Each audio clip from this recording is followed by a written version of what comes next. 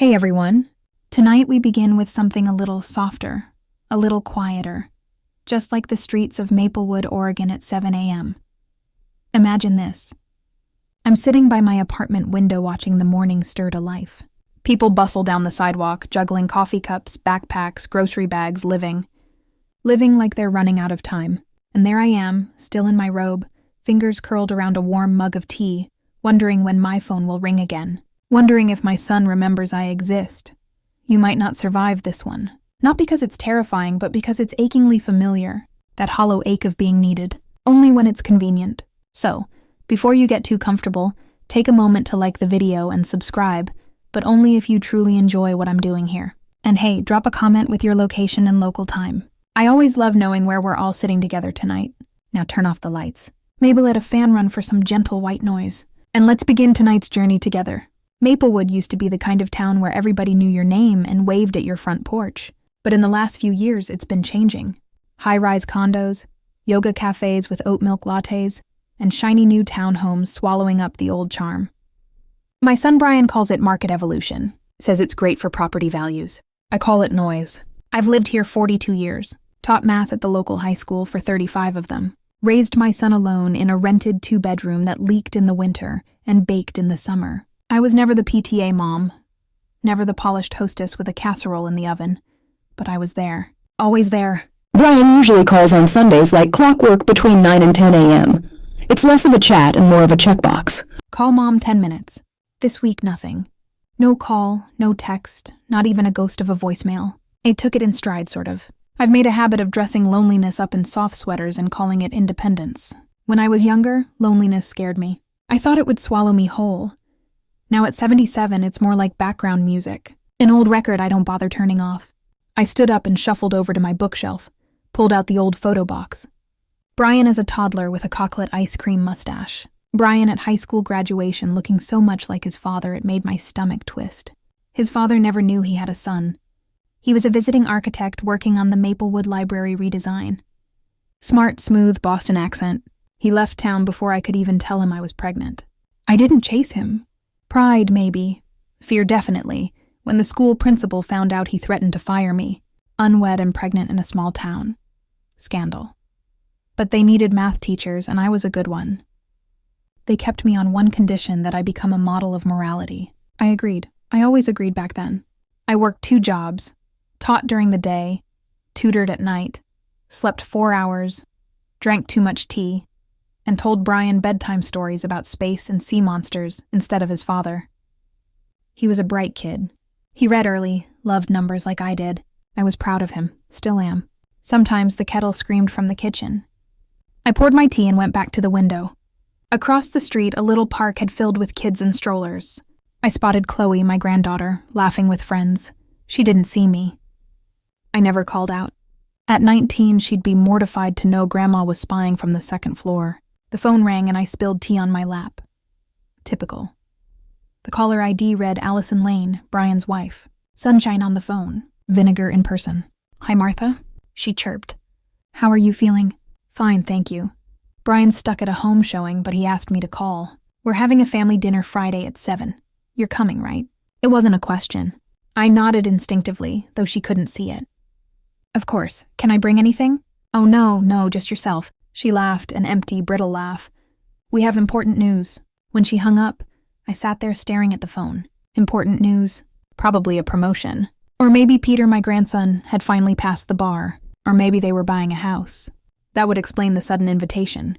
I knew they were saving, though never quite saving enough. Brian always said it was hard selling homes when you didn't own one yourself. He thought it made him look weak in front of clients. I opened my laptop. My little secret. No one in the family knew I'd become pretty decent with computers. When I retired, I took courses at the community college. At first just to kill time, but then I found the stock market. At 62, I put $1,000 into a little game. At 65, it had grown to $15,000. At 72, I crossed $40,000. Nothing flashy, just steady. I like the numbers. They made sense. People didn't always make sense. Numbers did. That day, I checked my portfolio. One stock, a biotech company I'd bought into 3 years ago, had jumped again. I put $5,000 into it when shares were $5. Now, they were at $28 and climbing. I Googled a new Alzheimer's drug, successful trial, big headlines, big money. My $5,000 was now worth $28,000, maybe more. I did the math, of course. If the trend held, well, it could be the start of something massive. But what should I do? Sell now and pocket the win or wait and see? I closed the laptop. No decisions tonight. I had tea to finish and bags to pack because whether they remembered it or not, I was still Grandma, and I'd promised to babysit Chloe while Brian and Allison went to a charity gala. Chloe wasn't a kid anymore, but they still insisted she needed supervision. She's dreamy, Allison had said, a bit unreliable. I disagreed. Chloe wasn't unreliable. She just didn't conform. That made her more like me than they wanted to admit. I grabbed my coat and headed for the bus stop. Allison had offered a cab, but I liked the bus. I liked watching people, catching snippets of strangers' conversations, feeling like part of something, even if it wasn't mine. The bus was on time. 20 minutes later, I was ringing their apartment buzzer. Chloe opened the door with headphones around her neck, cell phone in hand. "Hi, Grandma." She kissed my cheek and let me in. Brian and Allison were almost ready. Brian pacing on the phone, Allison fluffing her hair in the mirror. "Mom," Brian said, hanging up. "Thanks for coming. We'll be back around 11, so no problem. Have fun."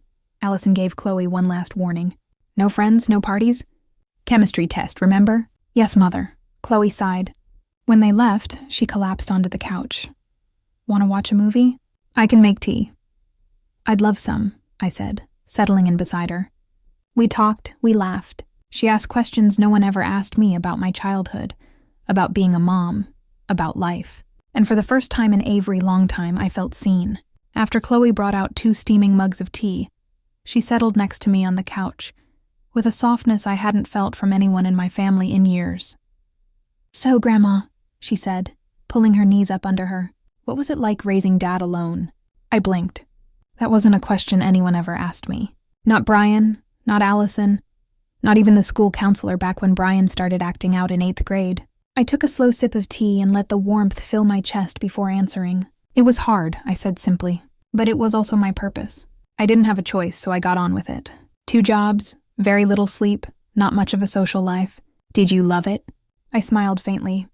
"Not all the time, but I loved him, and that made the rest worth it." She nodded like she understood something bigger than words could explain. "I think that's why I don't trust people who make life look easy," I added. "Hard lives are honest. They don't need polish." Chloe glanced sideways at me, her face thoughtful. "Is that why you and Mom don't get along?" I laughed softly, among other things. She chuckled too, and for a second I saw a mirror. Me at 19, bold and curious, eager to crack open the world. Only difference was, I never had anyone to ask questions to. "Can I tell you something?" she said. "But you have to promise not to tell anyone." "Cross my heart," I replied, making the old X across my chest. "I don't think I want to stay in college," she whispered. I blinked. "Really? I hate it. I mean, I like psychology and literature, but the business classes, they make me want to cry. Dad wants me to major in finance. He says it's smart and secure. But I want something more alive." "That's not a crime," I said, reaching for her hand. "It's just inconvenient for people who want to live through you." Her eyes welled up. "You're the first person who said that." We sat in silence for a moment, her thumb absently tracing the rim of her teacup. The television hummed in the background, but neither of us noticed anymore. "You know," I added after a pause, "I used to want to travel the world. Paris, Morocco, Nepal. I had clippings from magazines, little dreams taped to the inside of my closet. What happened?" I exhaled through my nose. Life.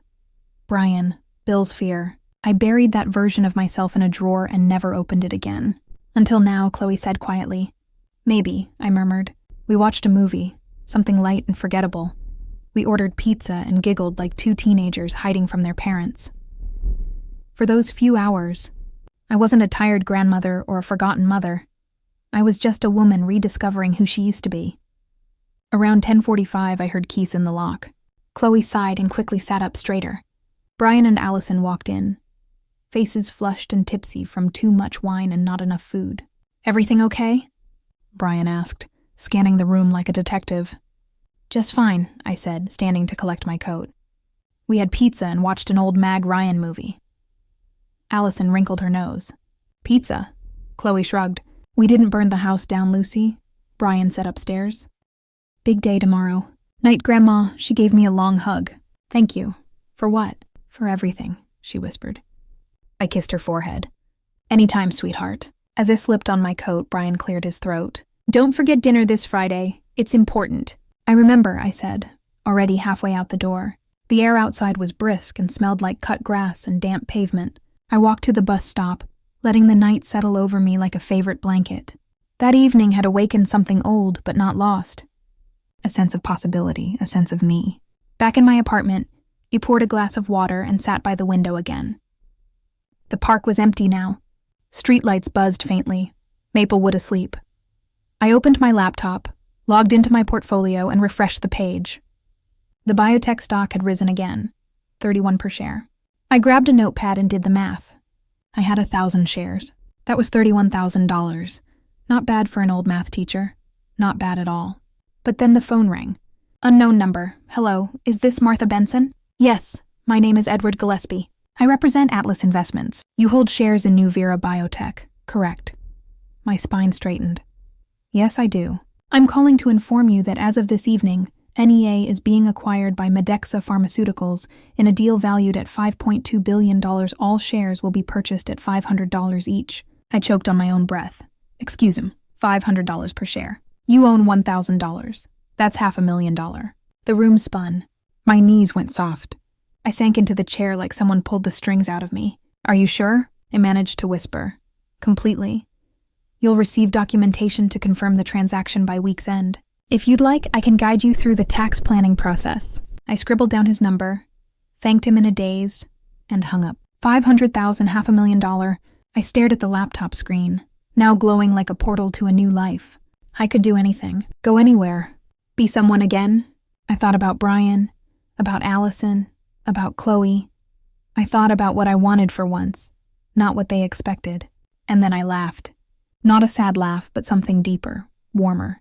The sound of possibility breaking the surface. This time I wasn't going to let fear stop me. This time I wasn't going to play it safe. The next morning I woke up before the sun. It was still quiet. One of those rare still moments before the world remembers it has things to do. I shuffled into the kitchen, brewed a pot of coffee, and sat down at the table with a legal pad. $500,000. Even writing it down felt surreal. For most of my life, money was a source of tension, not freedom. Every dollar had a purpose. Rent, food, school supplies, the occasional emergency root canal. Now, for the first time in my 77 years, I had money that didn't belong to someone else's crisis. I wrote 2 columns, what I want and what they want. It wasn't hard to fill in their side. Brian and Allison had made it clear they wanted my apartment sold, and the proceeds funneled into a down payment on their dream home. Their dream, not mine. On my side, I wrote, see the Eiffel Tower, wake up near the ocean, learn to garden, eat something I can't pronounce, live somewhere with space for books, pay for Chloe's future if she needs it. I paused. Those weren't dreams anymore. They were options. Before I could spiral into sentiment, my phone buzzed. Brianna again. I didn't pick up. Instead, I texted, I'll see you Friday. Please don't call until then. I need space. A few minutes later, he responded, understood. Love you, Mom. Love, huh? I closed my phone, folded up the list, and tucked it inside my old cookbook, the one with flour smudges and half-torn pages, my secret treasure map. Then I did something I hadn't done in years. I called a real estate agent, not Brian's agency. I wasn't about to dance around those awkward conversations or give anyone in that office a reason to gossip. I called a woman named Tessa Byrne, someone recommended in a community Facebook group I followed quietly under a pseudonym. Everyone said she was discreet, professional, and most importantly, not connected to my son. Miss Byrne, I asked after she picked up. Yes, this is Tessa. I'm looking to buy a home, I said, surprised by how steady my voice sounded. Something small, comfortable, quiet, maybe with a garden. There was a pause. Then her voice turned warm. I'd be honored to help you find it. By noon, we had an appointment scheduled for the following Tuesday. I didn't tell Chloe, not yet. This was still mine to hold close. That afternoon, I went for a walk. I stopped at the little French cafe near the college campus, somewhere I used to avoid because it always felt too expensive, too young. I ordered a pain au chocolat and a café au lait and sat by the window, watching students stream past with backpacks and ambition. It hit me then, like a whisper under my breath. I wasn't old. Not really. I was just uninvited. There's a difference. On the way home, I passed the travel agency. I hadn't noticed it in years. It was squeezed between a vape shop and a nail salon, probably one of the last old-school travel offices still operating. I stepped inside. A bell chimed and a woman with a silver bob and pearl earrings looked up. "Can I help you?" "I'm not sure," I said, "but I think I'm planning an adventure." She smiled like she knew exactly what I meant. We talked for an hour. She showed me brochures, places I'd only seen on postcards and PBS documentaries. I asked about senior tours, solo travel safety, and language barrier tricks.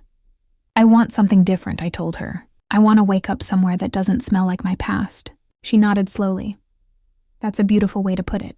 I left with a few glossy pamphlets tucked under my arm. Greece, Portugal, Japan, and the feeling that something irreversible had begun. Back at home, I opened my laptop again. The brokerage portal showed a pending transfer. $500,000, arriving Friday. I hovered my mouse over the logout button and whispered, "Thank you." Math. I owed a lot to numbers. They had never lied to me. People did, but numbers, they always made sense. I spent the rest of the evening writing. Not anything important, just little memory fragments, thoughts, maybe ideas for letters I'd never send. One line stood out on the page. "You can either inherit a life or invent one," and I was done inheriting. That night, I cooked myself a real dinner. Pan-seared salmon, wild rice, steamed broccoli, even poured a glass of Chardonnay. It felt ceremonial, like I was toasting a new version of myself. I ate in silence, thinking of Chloe, of how her face lit up when she spoke about poetry, of how her hands trembled when she admitted her doubts. I didn't know yet what I would do with the money, not exactly, but I knew what I wouldn't do with it. I wasn't going to buy Brian and Allison a house, and I sure as hell wasn't going to let them tuck me away in a care facility like a piece of furniture that no longer matched the decor. When Friday came, I'd have more than just money. I'd have a choice. And maybe, just maybe, that would be the beginning of everything. Friday came sooner than I expected. I woke up that morning with a strange energy, half anticipation, half something I couldn't quite name. It wasn't dread. It wasn't fear. It felt like standing on a dock, suitcase in hand, waiting for a boat to appear on the horizon. The boat might take me somewhere beautiful or nowhere at all. But either way, I was ready. The first thing I did, of course, was check my bank account. There it was. $500,000 just sitting there like it had always belonged to me. I stared at the number for a long time. My fingers hovered over the mouse pad like they expected confetti to explode from the screen. Instead, I felt calm. It was real. The money, the moment, my power. I made tea, opened the windows, and let in the breeze. I wore my navy blue dress, the one with the delicate sleeves and the tiny pearl buttons. I hadn't worn it in years, not since Chloe's high school graduation. I added a silver bracelet and Spritzadon, the perfume I usually saved for holidays. It smelled like jasmine and citrus with just a trace of rose. Something alive, something feminine. At 5:30, I called a cab. I could have taken the bus, sure, but tonight wasn't about routine. Tonight, I wanted to glide in like a mystery, a woman with her own story, her own plans. Brian's neighborhood always felt a little too polished, like everything had been chosen to impress the next person walking by. The lawn was perfectly trimmed, the flower pots color coordinated. It was a place where wild things were tamed, where laughter came into SIB deemed appropriate by the HOA. I arrived right at 6 as requested. Allison opened the door with a wide smile. Too wide. "Charlotte, you look amazing," she said, stepping back to let me in. "That dress is so flattering." "Thank you," I said, stepping past her into the familiar entryway. It still fits, surprisingly. Brian was in the living room pouring glasses of something sparkling. "Hey, Mom," he said with the kind of forced cheer that never quite sat right on him. "Glad you made it. Wouldn't miss it," I said, accepting a glass. Chloe waved from the couch. "Grandma." She looked lovely as always. Soft sweater, jeans, barefoot, book in hand. She had her mother's cheekbones and her father's frown lines, but all the warmth came from somewhere else. "Hey, darling," I said, kissing the top of her head. "I've missed you." Dinner smelled delicious. Roast chicken, rosemary potatoes, some kind of elaborate salad with goat cheese and walnuts. Allison was always meticulous with meals, especially when something was on the line. We sat down at the dining table, which had been set with new china, white with a silver rim, the kind you buy for special announcements. I took a slow sip of water and waited. Sure enough, Brian raised his glass. before we eat, I want to thank everyone for being here. Tonight is about family. And the future. Here it comes, I thought. He glanced at Allison, who gave a subtle nod. Then he looked back at me. We've decided to move forward with the house on Havenwood Drive, he said. The Victorian with the wraparound porch? I nodded, unsurprised. It's the perfect place for us, Allison chimed in. Room for Chloe, a home office for Brian, even a guest suite in case we have visitors. Brian added quickly, giving me a significant look. How lovely, I said, keeping my voice even. There's just one thing, Allison said. The down payment's a bit of a stretch, and we were hoping, Brian said, setting down his glass, that you'd consider helping us, just until we get through closing. There it was, served up right between the rosemary potatoes and the gilt. How much? I asked, cutting into my chicken. Ryan hesitated. Well, the asking price is $480,000. We've saved about $120,000, so we'd need $200,000 for the down payment. Just a loan, of course, Allison said quickly. With interest. You'd be helping us build a legacy. I looked at Chloe, who was studying her plate a little too intently. And what happens to me? I asked, what do you mean? Brian looked genuinely puzzled.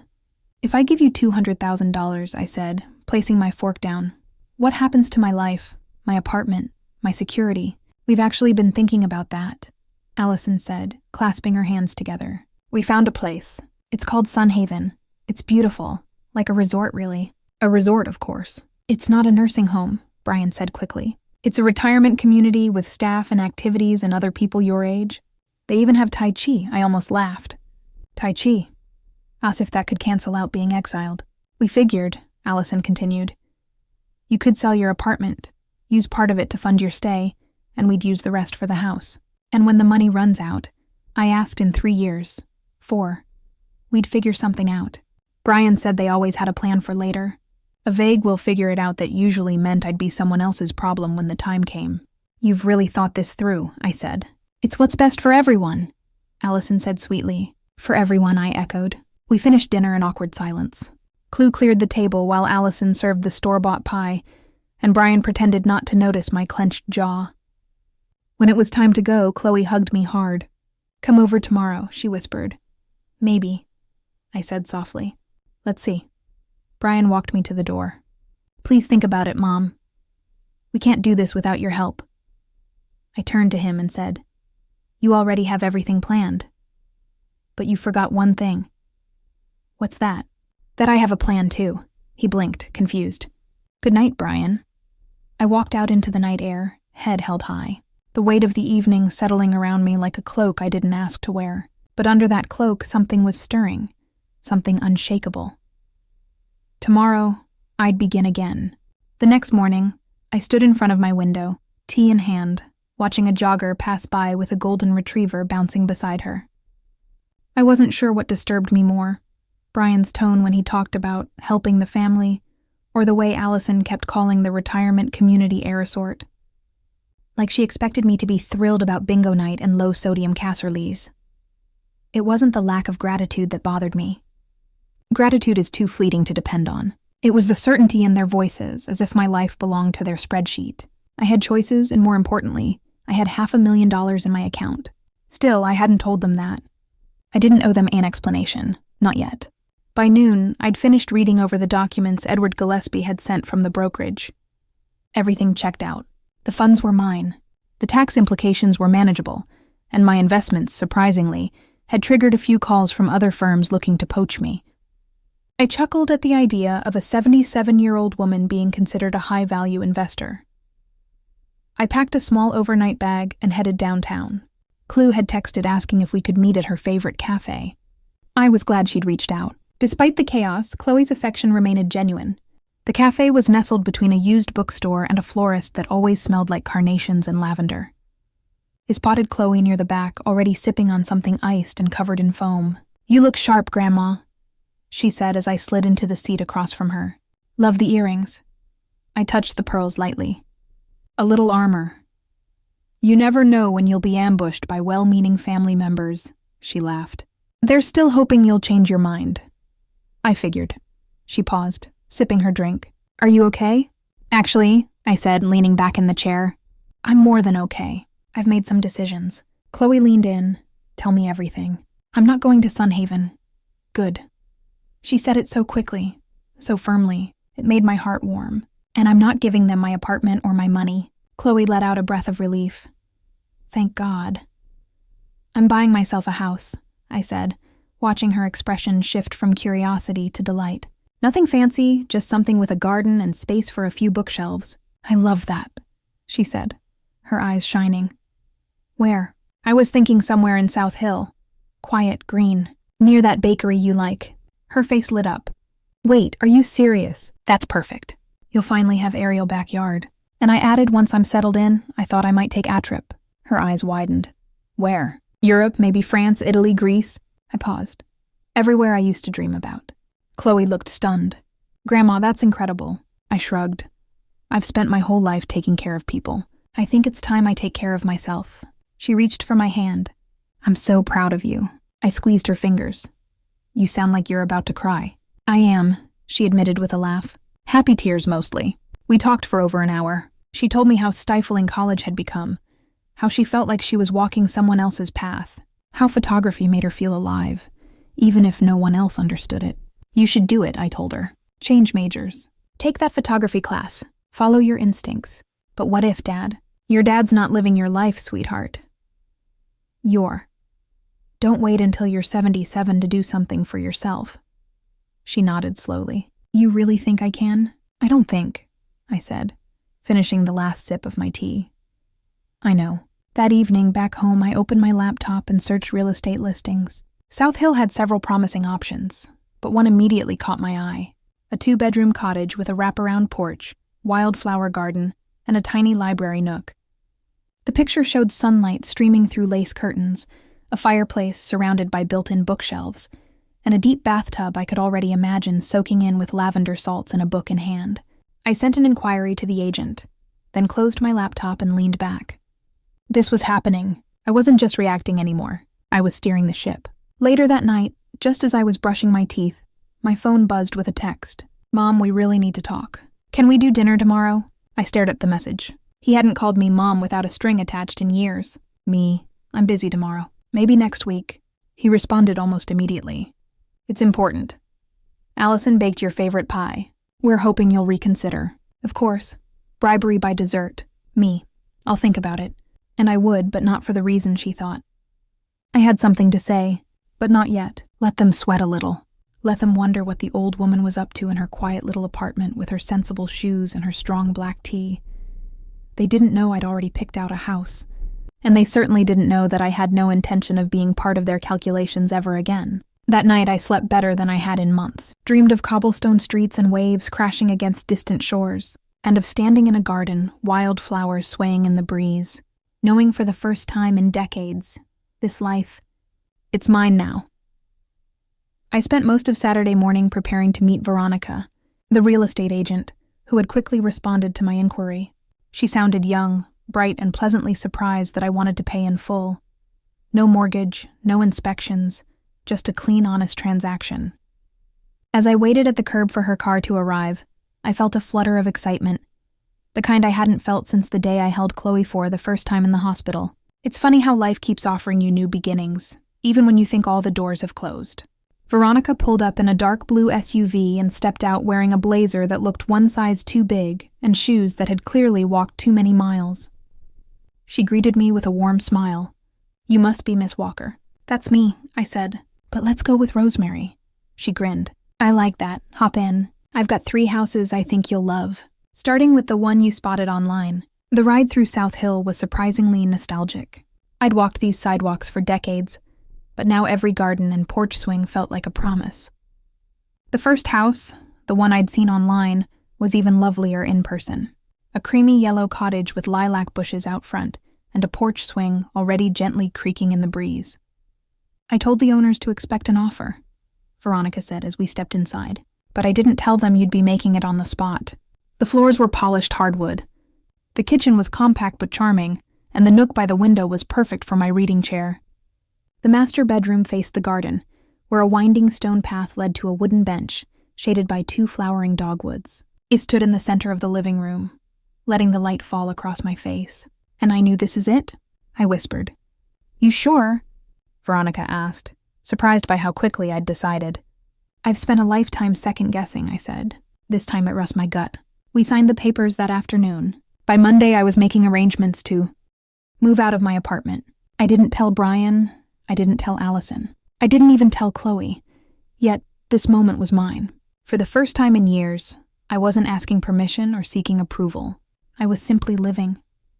I hired movers, arranged for furniture delivery, and transferred my utilities. I packed only what mattered.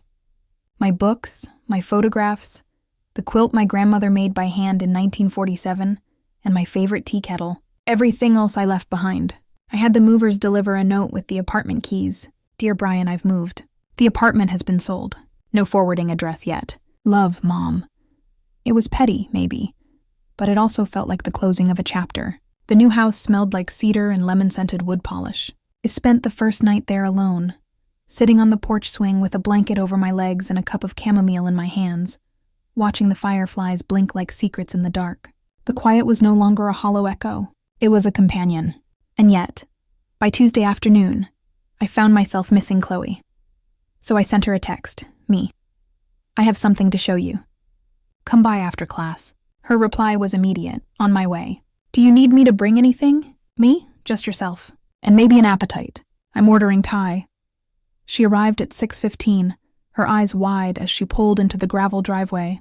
Oh my God, she said as she stepped out of the car. Grandma, is this yours? It is, I smiled. Want the tour? We walked through every room. She gasped at the sunroom, squealed at the clawfoot tub, and sighed at the garden. This is amazing, she said, as Wes sat down at the small kitchen table with steaming boxes of curry and noodles. I can't believe you did this. I can, I said. I just didn't know I had it in me. You've always had it in you, she replied. Maybe now you just believe it too. We ate until we were full and then sat on the porch swing as the sun set behind the trees. You know, Chloe said quietly, I've been thinking about something. Let me guess. Changing your major? She looked at me surprised. How did you know? I've known you since the day you were born, I said, brushing a leaf off her shoulder.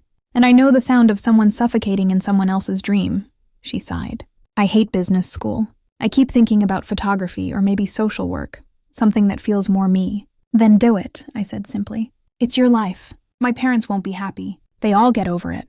Or they won't. But you'll be living the life you want. She leaned her head on my shoulder. Would you really help me? If I switch, I'd be honored. We sat in silence for a while after that, watching the stars wink into view one by one. I wish I could live here, she whispered. You're always welcome, I replied. But for now, let's make a plan. You find a new program you love. I'll cover the costs. You focus on becoming who you want to be. She looked at me, eyes glassy with emotion. Thank you, Grandma. I believe in second chances, I told her. And third ones? And fourth, she laughed. You're a softie. I'm a realist, I said, but with a soft blanket and good tea. Later, after she'd gone, I sat in the living room and stared at the walls I now called mine. I felt peaceful, grounded, powerful. That night I slept without waking once. No dreams, just rest. Like my body finally knew I was safe. Like it knew the storm had passed and the road ahead it was mine to choose. The following week passed in a gentle rhythm. Mornings were for tending the garden, watering the elas, trimming the lavender, and marveling at the slow but certain spread of ivy along the wooden fence. Afternoons I spent reading in the sunroom, sipping hibiscus tea with a cinnamon stick and lemon peel, like a makeshift potion for clarity. Every now and then, I'd peek at my investment dashboard, not obsessively, just enough to feel the pulse of my account. The biotech stock had held steady, still hovering in the stratosphere, still very much real, and with it the reality of choice. I had the freedom to move, tourist, to give, or simply to be. One particular Thursday, just as I was contemplating whether to try baking scones for the first time in a decade, there was a knock at the door. When I opened it, I found Chloe standing there with a pink duffel bag, a camera slung around her neck, and her cheeks flushed from the walk. Hey, she said with a breathless smile. I told them I needed some time away. Is it okay if I stay a few days? My heart leapt. Of course it is. She stepped inside and dropped her bag by the door. Also, she said, pulling out a manila envelope, I submitted my request to switch majors. I'm meeting with the new department head on Monday. I beamed. That's wonderful news. They weren't happy, she added quickly. but I told them this was my decision, not theirs. I walked to the kitchen, filled the kettle, and set 2 mugs on the counter. "They'll survive," I said. "And if they don't, you'll survive without their approval." That's a hard truth to swallow, but it's also the most freeing. She smiled, her shoulders softening. I think I'm finally starting to believe that. As we sipped tea on the porch later that evening, she began telling me about the photos she wanted to take, documentary-style portraits of people in small towns. Their stories, their routines, their quiet brilliance. I listened, captivated as she spoke with a spark I hadn't seen in her for years. Not since she used to collect vintage postcards and stick them to her bedroom wall with washi tape, dreaming out loud of places far from home. "Maybe," she said, "I could start here with you." "Me? Yeah." She tilted her head thoughtfully. "You've got a story, Grandma?" "A big one. You raised a child on your own, taught for decades, survived heartbreak, built a secret fortune, moved into a dream house at 77. I chuckled. "You make it sound more epic than it is." "It is epic," she insisted. "You just don't see it because you lived it. But I think people need to hear stories like yours, not flashy ones, real ones." That night, she took a photo of me on the porch, my hand wrapped around a mug, my gaze lost in the dusk. I didn't smile, but I wasn't frowning either, just existing, peacefully. Later, as I turned off the lights and slipped into bed, I caught a glimpse of myself in the mirror. Harika silver threads spun fine, wrinkles that had earned their keep. Eyes that still watched the world with curiosity. Not young, but certainly not done. Friday morning brought a surprise in the form of a letter. A real one. Envelope, stamp, handwriting. I recognized it instantly. My sister June. We hadn't spoken in over 10 years. I sat on the porch and opened the envelope with cautious fingers. "Dearest Rosemary, word travels faster than expected, even in sleepy places like South Burlington. I heard you moved, bought yourself a house, that you're happy. I'm writing not to pry, but to reconnect. We're not getting any younger, and I find myself missing things I used to scoff at. Your laugh, your stories, our mother's lemon bars that always turned out dry. If you ever want to talk, I'm still at the same number. June." I stared at the note, emotions prickling the back of my eyes. We hadn't fought. Not exactly. Just drifted. The way sisters sometimes do when grief wedges itself between them and never quite lets go. I folded the letter, tucked it into my recipe book, and decided to call her tomorrow. Today was for Chloe. We spent the afternoon photographing people at the local farmer's market. She snapped portraits while I asked questions. It was a good team effort. She had the lens. I had Theraport, a woman who made honey from backyard bees. A retired truck driver who now sold birdhouses shaped like tiny lighthouses. A couple in their 80s who still held hands while picking vegetables. "Everyone has something extraordinary in their ordinary," Chloe said later. "You just have to look long enough." That evening, while making dinner, Rosemary roasted chicken with lemon and thyme. I caught her humming. She was happy, and I surprisingly was too. After dinner, Wes sat under the stars again. "I've been thinking," Chloe said suddenly. "When I finish this semester, maybe I'll take a gap year, travel a bit, shoot stories abroad." "You should," I said without hesitation. "Would you come with me?" "Not the whole year, but maybe a month." "Paris, Venice." I laughed. "You're trying to tempt an old lady with dreams I gave up decades ago." "But you didn't give them up," she said. "You just pressed pause."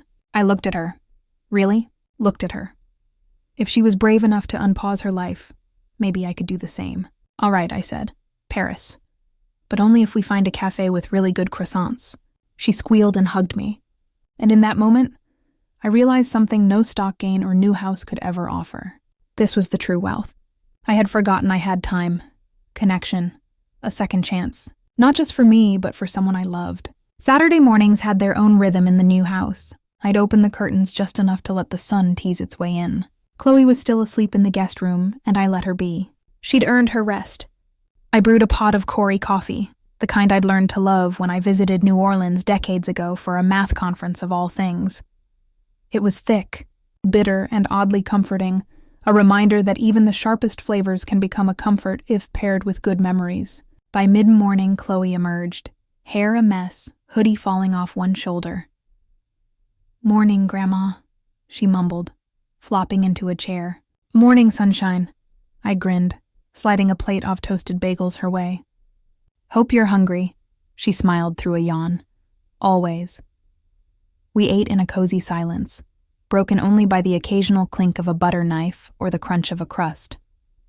Then out of nowhere, Chloe asked, "Do you think people ever really change?"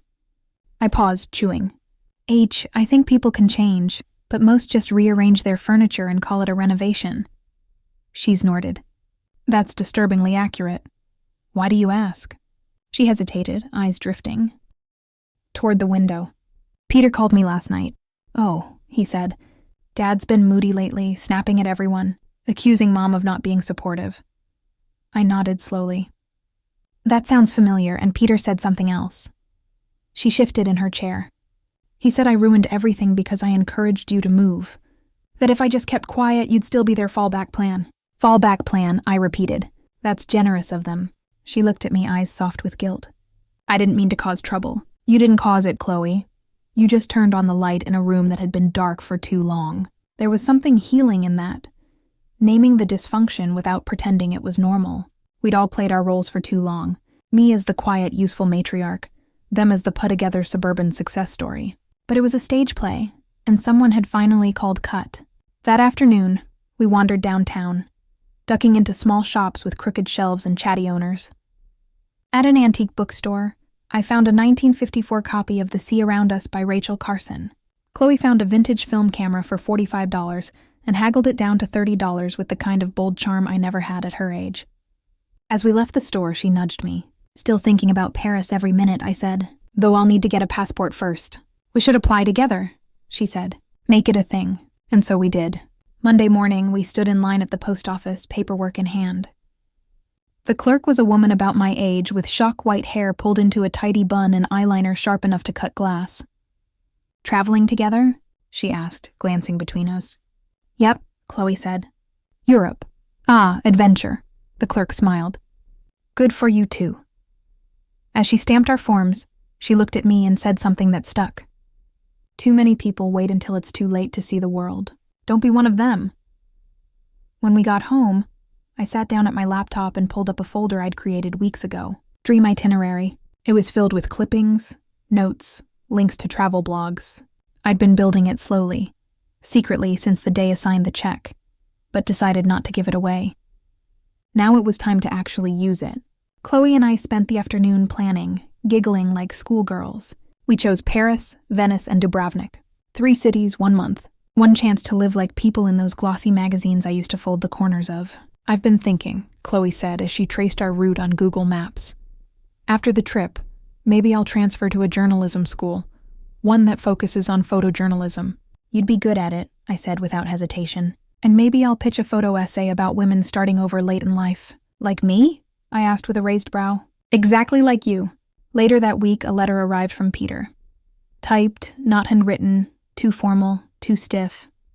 "Grandma, I know we haven't always gotten along, and I said some things I shouldn't have. I was out of line. I guess I didn't realize how much you meant to me until you were gone. I'm sorry, Peter." There was no request for money, no hint at an agenda. It was short, maybe even sincere. I read it twice, then tucked it into the drawer next to June's letter. Small cracks in the facade. Maybe time really does soften even the most stubborn stone. Friday night, Chloe and I invited a few neighbors over for a low-key garden evening. We grilled vegetables, played Ella Fitzgerald on the speaker, and passed around a chilled bottle of rosé. Frank brought his infamous carrot cake. Margaret arrived with a jar of homemade marmalade. Elizabeth brought a photo album and insisted on showing us black and white pictures from when she was a lounge singer in New York. "You had a life before this?" Chloe asked in awe. Elizabeth winked. "Darling, I had several." The night buzzed with laughter and soft light. Fireflies blinked lazily in the hedges. Someone lit a citronella candle. It was perfect. At one point, I looked around and realized I wasn't lonely anymore. Not because I had a big family gathering around me, but because I had chosen to build something better. Slower. Real. Later, as I tucked a blanket around Chloe on the couch, she whispered, "I think I'll remember this night forever." "I hope you do," I said softly, brushing a strand of hair from her face. As I settled into bed, I thought of all the lives we live inside one lifetime, the versions of ourselves we become and leave behind, and how sometimes the best chapters are the ones no one expected us to write. The following morning, The garden was damp with dew, and the air had that clean, soft scent of cut grass and new beginnings. I sat on the porch swing with my coffee, swaying gently as the early sun climbed over the maple trees. Chloe had already left for campus, texting me a sleepy, "See you after class," and a heart emoji. She was staying the weekend again, and I wasn't about to question why. I just liked having her close. Around 9:15, he got a call from a number I didn't recognize. Normally, I'd let it go to voicemail, but something told me to pick up. "Hello, is this Mrs. Ivy Caldwell?" A man's voice, calm, professional, probably 40s, maybe 50s. "This is she. My name is Nathan Fox. I'm an attorney with Fox and Weller. We represent Richard Howard." I froze. The name sliced through me like a breeze from a half-forgotten dream. Richard Howard. My heart, the one I thought had long moved on, gave a jolt. "May I ask, what is this about?" I said, my voice too steady for the chaos inside. "I understand this is unexpected," he said gently. "Mr. Howard passed away 2 weeks ago in Boston. His estate is in probate, and you were listed in a sealed letter he left with his will." I didn't speak. I couldn't. "Would you be willing to receive a copy of the letter? It's personal in nature." "Of course," I whispered. He promised to mail it by day's end. After hanging up, I sat motionless, staring at the mug in my hand. My coffee had gone cold. It had been over 5 decades since I last saw Richard. He left Southport without a word. I never told him I was pregnant. I raised Grant on my own, built a life out of sheer determination, grit, and mathematical equations. He never came back until now. That afternoon, the mail arrived, a PDF, 1 page. I clicked it open with trembling fingers. If you're reading this, then I've finally run out of time and words this should have said long ago. I've thought about you every year since I left Vermont. Every time I walked past Alibrary, I thought of that spring in your red notebook full of equations. I should have stayed. I know that now. I never knew if you kept the baby. I was a coward and didn't ask. But if you did, if there's a child, I want to say I'm sorry for not being there. And I hope you know it wasn't because I didn't care. I just didn't believe I was worth much back then. I left a small sum for you in my will. It's not much, but it's a thank you. For your kindness, for your strength, for that spring. I hope you had a good life, and I hope you found love, even if it wasn't with me. Yours, Richard. By the time I reached the end, my eyes were filled with tears I hadn't expected. It wasn't sorrow. It wasn't even regret, really. It was closure. A door gently finally closed after being left ajar for far too long. Chloe walked in just as I was wiping my eyes. "Hey," she said, dropping her bag. "Everything okay?" I handed her the letter. She read it silently, then looked at me with wide, soft eyes. "Is this Grandpa?" I nodded. "The one your dad never met?" "Wow," she breathed. "Did you love him?" "I think I did," I said slowly. "Or maybe I loved the idea of him." We sat quietly for a moment, both of us processing in our own ways. Then Chloe leaned her head on my shoulder. "You deserve good things, Grandma, even from ghosts." I laughed through the lump in my throat. That might be the most poetic thing anyone said to me all year. A week later, a certified letter arrived from the law office. Richard had left me $25,000, just like that. No strings, no expectations, just a gift from the past. I used $5,000 of it to finally book the trip to Paris. Flights, a boutique hotel near Mantra, a small group photography tour for Chloe, and a watercolor class for me. We would leave in 2 months. That weekend, I hosted another garden gathering, this time with a twist. I invited a few new faces. Claire from the library, who always wore oversized hats. Dennis, the retired postman who knew everyone's business. And a surprise guest, June, my old friend from the school district, who had moved to Maine years ago and happened to be visiting. When June walked into my garden, arms outstretched, I felt like I was 20 again. "You look radiant," she exclaimed. "You look exactly the same," I said, half laughing, half crying. We talked like no time had passed about our students, our disappointments, and our quiet triumphs. When she heard I was traveling to Europe with my granddaughter, she beamed. "You always had dreams bigger than this town," she said. "Maybe I just needed to live long enough to catch up to them." That night, as I lay in bed, a memory surfaced, one I hadn't touched in years. It was from the week after I'd learned I was pregnant. I was sitting in the empty classroom after hours, staring at the chalkboard, wondering what the hell I was going to do. I'd been terrified, alone, 25. But I remembered thinking, if I can't teach algebra to teenagers, I can figure out how to raise one of my own. And I did. I raised a boy who became a man. I endured the condescension, the whispered judgments, the loneliness. And now, all these years later, I'd found a way to rewrite the ending. Not for anyone else, but for myself. Paris was just the beginning. The days leading up to our trip felt like the week before Christmas when I was a child, full of lists, excitement, and the soft hum of anticipation. Chloe and I had started a shared Google Doc titled Paris Plans, where she typed in places she wanted to photograph. Hidden gardens, old bookstores, street musicians, and I added watercolor class. Dates and tiny cafes known for perfect croissants. She stayed at my house more often now, not because she needed anything, but because we genuinely liked being around each other. It was quiet companionship, two women separated by decades yet tethered by something unspoken. One afternoon while we were folding laundry, she looked up from a pair of jeans and said, "You know, I told Mom I'm not going back to school this fall." I paused mid-fold, a cotton blouse resting in my hands. "How'd that go?" she cried. Then she threatened to stop paying my phone bill. "Did you tell her why?" "I tried," she said, sighing. "Told her I didn't want to live someone else's idea of my life, that I needed to figure things out for myself." She said I was being dramatic. "You kind of are," I teased gently. "But in a good way," she smirked. "Thanks. Did she mention your father?" "Oh, yeah. He said I'd regret throwing away such a practical opportunity. You know, the usual motivational speech." I sat beside her. "Do you regret it?" She shook her head. "Not even a little. I feel free. Scared but free," I nodded. "That show you know you're making your own decisions." She tilted her head. "Is that how you felt when you decided to keep Dad?" A little stunned, I smiled, terrified, but it also felt right. Like my bones would break if I did anything else. There it was. One of those old age insights slipping out without warning. We talked about fear, freedom, and expectations until the sun dipped below the windowsill, and our tea had gone lukewarm. The morning of the flight arrived with a kind of stillness. I woke up before the alarm, watched the sun roll across the floorboards, and breathed in the familiar scent of chamomile and old books. By 7:30 a.m., Chloe was zipping her suitcase shut with both feet planted on the top of it. "Is this how real travelers do it?" she asked. "No," I laughed. "Real travelers pack less." At the airport, while waiting at the gate, she looked at me with wide, grateful eyes. "I can't believe we're actually doing this." "Me neither," I said. "But sometimes the best decisions are the ones you never thought you'd be brave enough to make." The flight was long and uneventful, peppered with shared snacks, a couple of rom-coms, and a healthy amount of seat shuffling. Chloe took 100 photos out the airplane window.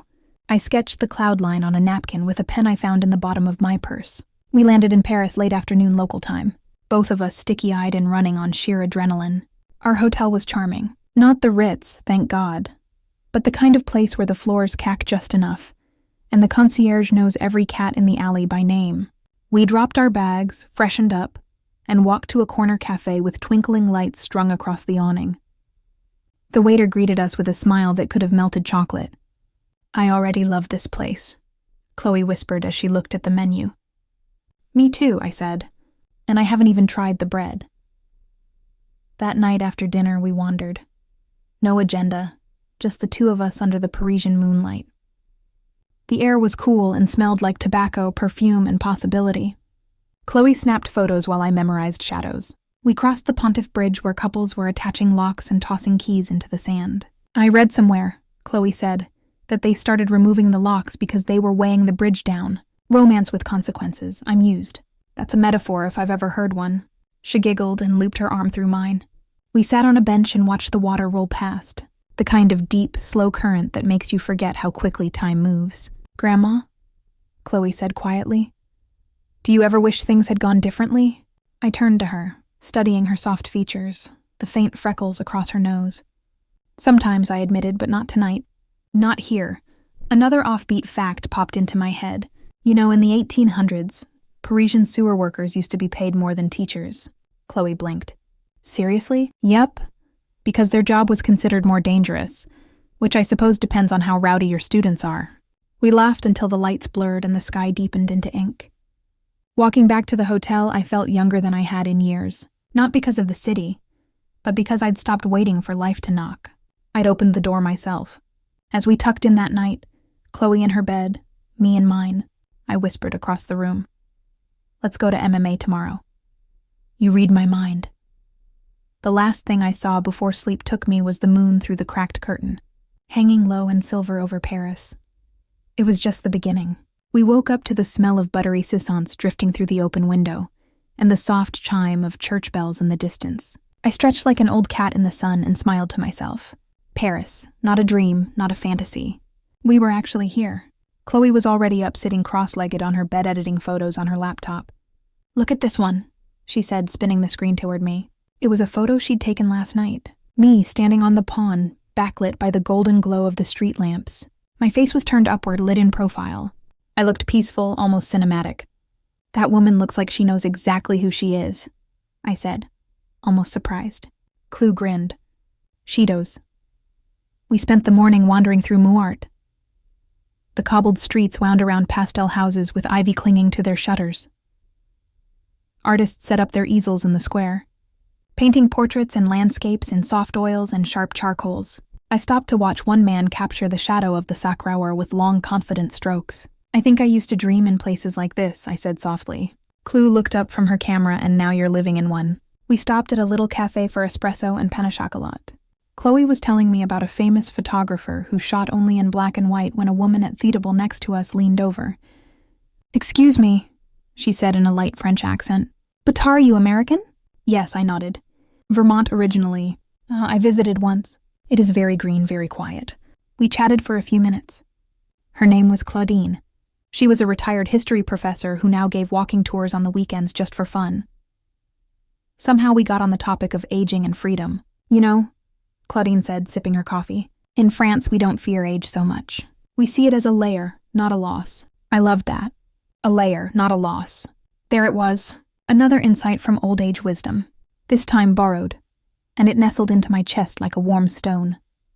After lunch, we visited the Musée de la Romantique. Chloe got lost in the exhibits while I lingered in the garden, sketching the wrought iron chairs and the way the light caught the leaves above them. A woman about my age sat down beside me. I'm trying to learn to draw, she said, watching me scribble. Me too, I smiled. It was a simple exchange, but it reminded me that it's never too late to begin. That part of the magic of travel, especially as an older woman, is how invisible rules melt away. You don't need to be young or fluent or flawless. You just have to be curious. We spent the evening on a river cruise down Thiessen, sipping wine and watching the city flicker to life as the sun dipped behind the skyline. You know what's strange? Chloe said, leaning on the railing beside me. What? I don't feel like I'm running away anymore. I feel like I'm finding. I wrapped an arm around her. That's the difference, sweetheart. Escape is fear. Discovery is courage. She nodded and snapped a photo of the Eiffel Tower lighting up. Here's something quirky for you. During World War II, the French cut the elevator cables of the Eiffel Tower so Hitler would have to climb the stairs if he wanted to reach the top. He never did. Power move, Chloe said when I told her. We returned to the hotel exhausted but content. As I pulled the covers over me, Chloe whispered, "Thank you for bringing me." I smiled into the dark. Thank you for coming. Over the next few days, we explored Paris the way one explores a favorite book, slowly, deliberately, savoring every detail. We visited the catacombs, a little spooky, the opera house, utterly breathtaking, and a bookstore where I found a first edition of a French poetry collection I'd loved in college. Each night we returned to the hotel with aching feet and full hearts. One morning, while Chloe slept in, I took a walk alone. The streets were quiet, damp from a light overnight rain. I bought a small bouquet of lavender from an elderly woman on the corner and sat on a bench in the Jardin de Luxembourg. A man with a kind smile and a wrinkled newspaper sat beside me. We didn't speak, just nodded politely and shared the space. I thought about how many years I'd spent alone in my apartment, convinced that silence meant isolation. But here, among strangers, in a city that didn't even speak my language, I'd never felt more accompanied. When I returned to the hotel, Chloe was awake and sitting by the window, journal in hand. "I've been writing," she said, "about us, about this trip. Is it any good?" "I think so. Might even submit something to the campus literary magazine. If they don't hate me too much for dropping out, they'll get over it," I said. "And if they don't, they weren't your people." That afternoon, we took a cooking class, learned to make cocoa from a woman named Brigitte, who had zero tolerance for laziness but kept slipping us extra wine. I haven't laughed that hard in years. That night, as we packed up our things for the train ride to Lyon the next day, Chloe looked over at me and said, "I feel like I'm going to remember every second of this forever." "I hope you do," I whispered, "and I hope you keep chasing moments like this." We left. Paris just after dawn, boarding a sleek train headed southeast to Lyon. The windows framed a blur of lavender fields, sleepy villages, and rolling hills stitched in rows of vines. Clou sat across from me, earbuds in, sketching in her journal. I sipped tea and tried not to cry, not out of sadness, but out of something else. A blend of pride, relief, and something resembling joy. The kind that feels earned, like finding warmth after a long winter. Lyon was quieter than Paris, less polished maybe, but more intimate. We stayed in a little bed and breakfast run by an elderly couple, Etienne and Mireille, who treated us like family. Mireille wore pearls with her apron. Etienne had a mustache that curled like punctuation on a letter you forgot to send. Bianouk knew, they had said at the door, and I believed them. For a few days, it really did feel like home. Our days were slow. Mornings meant markets, crates of peaches, wheels of cheese, bouquets of sunflowers as big as Chloe's head. Afternoons meant naps or museums. Evenings meant wine and conversation. Sometimes with the other guests, sometimes just the two of us. One evening, Etienne invited us to the garden for a pair of teeths.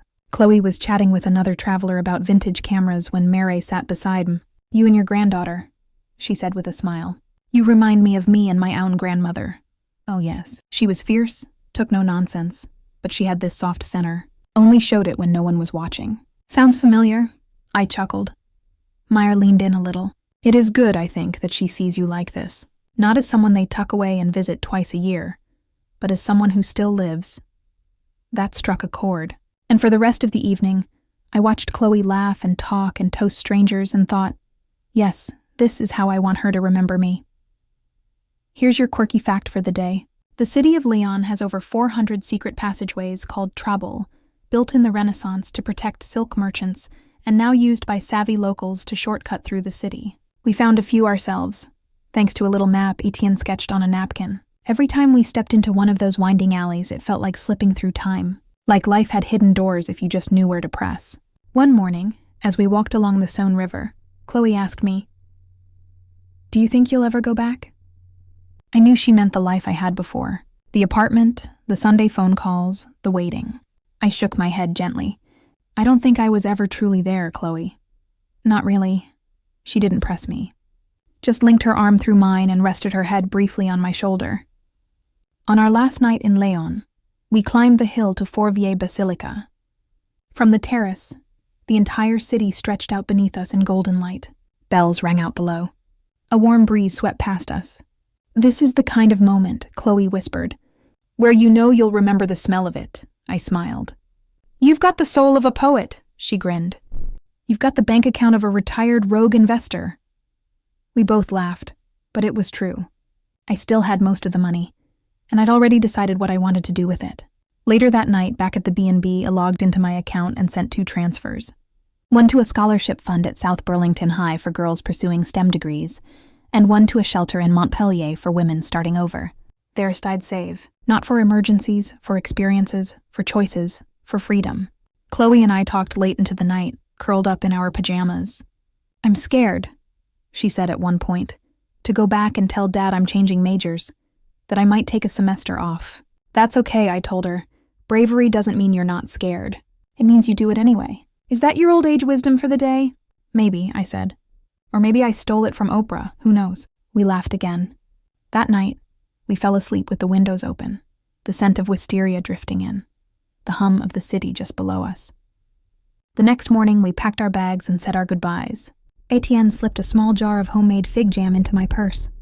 "4 sweet memories," he said. At the train station, Chloe stood beside me, waiting for our ride back to Paris. "You know, Grandma," she said softly, "you changed my life." "No," I whispered. "I just reminded you it was yours to begin with." The train arrived. We boarded. The world kept turning. And me? I was no longer invisible. The world outside my window moves quietly now, Soft wheels on pavement, the murmur of morning birdsong, distant voices wrapped in the hush of early light. I sit by the glass with a cup of tea, still warm, and let my mind drift like steam. What a strange, beautiful thing this life has turned out to be. For years, I thought my story was finished. Just footnotes and routines, memories shelved like old books no one opens. But I was wrong. So deeply, wonderfully wrong. At 77, I discovered that life doesn't end. It shifts, the roles change, the scenery evolves. And if you're brave or just stubborn enough, you can write new chapters that don't look like the old ones at all. I've walked through cities I only once saw in books. I've shared secrets over croissants. I've laughed until tears spilled and cried without shame. I've stood on terraces, on bridges, in gardens that smelled like time and possibility. I've watched my granddaughter blossom beside me, not into someone new, but into someone free. There's something I've learned. If you'll indulge a bit of grandmotherly wisdom, you don't need anyone's permission to reclaim your life. You don't need applause or understanding. Just a whisper inside that says, "Not yet. I'm not done." That whisper is more powerful than any inheritance, louder than fear, steadier than time. So if you're sitting in the dark tonight, wondering if it's too late, let me tell you gently, it's not. You're not. We are all still becoming. Thank you for joining me on this journey. If you're still awake, I hope you're resting easy. And if you're dreaming, let those dreams be big, bright, and unashamed. There's more ahead. Always stay close. More stories are coming soon. Thanks for listening. Don't forget to subscribe and feel free to share your story in the comments. Your voice matters.